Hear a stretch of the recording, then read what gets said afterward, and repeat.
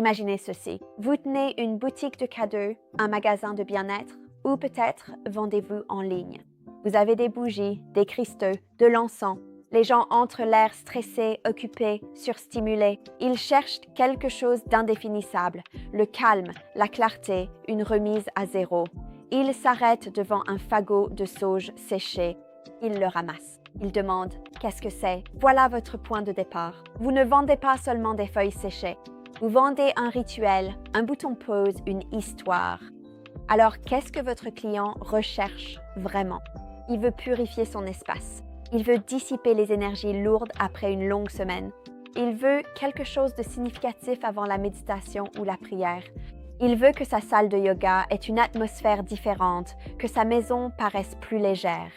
Les bâtons de fumigation sont utilisés depuis longtemps pour purifier l'aura avant la méditation, avant les séances de thérapie, avant les soins corporels. L'acte en lui-même est simple, mais l'intention qui le sous-tend est puissante. La sauge blanche Salvia apiana pousse naturellement et a traditionnellement été utilisée pour éliminer les influences négatives. Lorsqu'elle est brûlée, elle dégage un arôme vif et épicé, plus fort que le palo santo, plus direct, plus intense. Certaines personnes pensent qu'elle aide à améliorer l'humeur. D'autres disent qu'elle réduit le stress. Et certains l'utilisent pour se connecter plus profondément à leur intuition. Et voici quelque chose d'important du point de vue de la vente au détail.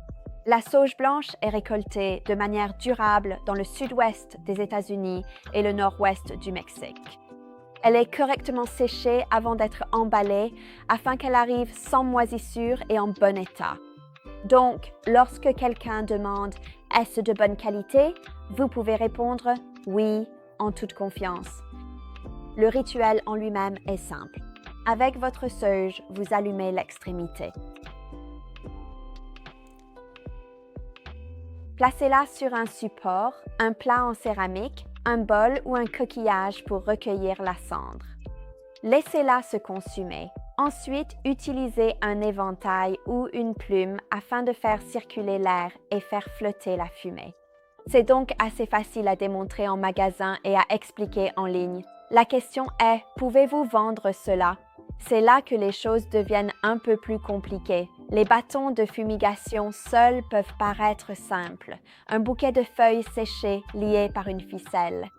Si vous mettez cela en rayon sans contexte ni explication, ça devient un produit poussiéreux que les clients ne comprennent pas. Les clients hésitent. Question de culture? Est-ce sans danger? Comment l'utiliser? Où vais-je le mettre? Est-ce que ça va salir? Cette hésitation, c'est votre obstacle. Et c'est là que votre gamme de produits change tout. Voici les bols à fumigation en bois et les bols d'offrande rituelle. Là, on commence à parler. Ceux-ci sont fabriqués à partir de bois de manguier indien. Ils dégagent une sensation sacrée, chaleureuse, ancrée. Désormais, votre bâton de fumigation a un foyer ou votre bâton de palo santo. Et pour les motifs, le Bouddha pour la sagesse, la lune pour l'intuition, les signes des éléments.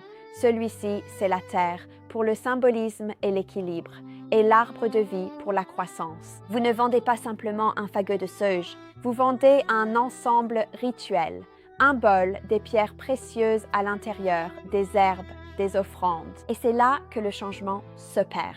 Cela devient visuel, prêt à offrir, digne d'Instagram. Et ensuite, le palo santo. Le palo santo ou bois sacré est brûlé depuis des siècles dans les cultures sud-américaines. Lorsqu'il est allumé, il dégage un arôme doux et boisé, bien plus subtil que la sauge, plus chaleureux et délicat. Il est utilisé pour chasser la négativité. On dit qu'il favorise le calme, stimule la créativité et apporte la paix. Donc, pour les personnes qui trouvent la sauge trop forte, c'est une excellente alternative. Mais encore une fois, avoir simplement le bois posé sur une étagère ne suffit pas. C'est là que les diffuseurs de palo santo entrent en jeu. Ils sont fabriqués en bois de teck haut de gamme en Indonésie, en forme rectangulaire, carrée ou en gouttes d'eau, et en 8 variations différentes, 8 designs différents. Amsa, mandala, arbre de vie. Ils sont absolument magnifiques et sublimant le rituel. Et du point de vue d'un détaillant, c'est vraiment ce qui augmente la valeur du panier. vous ne vendez pas seulement le bois. Vous vendez le diffuseur. Vous vendez les bâtons de fumigation enveloppés. Vous vendez l'ensemble de ces lots. Vous vendez l'intégralité de ce voyage aromatique. Et c'est une présentation qui capte vraiment l'attention des gens. Et enfin, nous avons les supports en céramique pour bâtons de Palo Santo et de fumigation. Ils sont conçus pour soutenir efficacement la fumigation de manière proprement sécurisée. Ils attrapent toute cendre qui tombe et maintiennent les bâtons de Palo Santo, l'encens et les divers bâtons de fumigation. Cela rend les rituels plus organisés, intentionnels et sûrs, et ils éliminent une autre hésitation des clients, le désordre, la cendre, la sécurité incendie. Problème réglé. Alors, comment se termine l'histoire? Un client entre dans votre boutique en se sentant stressé et il repart avec un bâton de fumigation, un bol en bois, un diffuseur de Palo Santo, peut-être un plat en céramique, voire même des cristaux pour accompagner le tout. Pas parce que vous avez forcé la vente, mais parce que vous lui avez montré un rituel. Vous avez expliqué ce qu'est la sauge blanche. Vous avez expliqué la différence entre la sauge et le Palo Santo. Vous avez complété toute une expé, vous leur avez montré une expérience complète. Voilà la différence entre avoir un produit en stock et le vendre. Les rituels de purification sont une tradition vénérée. Les gens cherchent activement des moyens de s'ancrer. Donc, vous ne vendez pas seulement de la fumée. Vous vendez de l'espace, du calme, de la clarté. Alors, la question est, pouvez-vous vendre cela? Absolument, et surtout si vous racontez l'histoire. Si vous avez aimé cette vidéo, merci de liker, commenter et vous abonner pour en voir plus.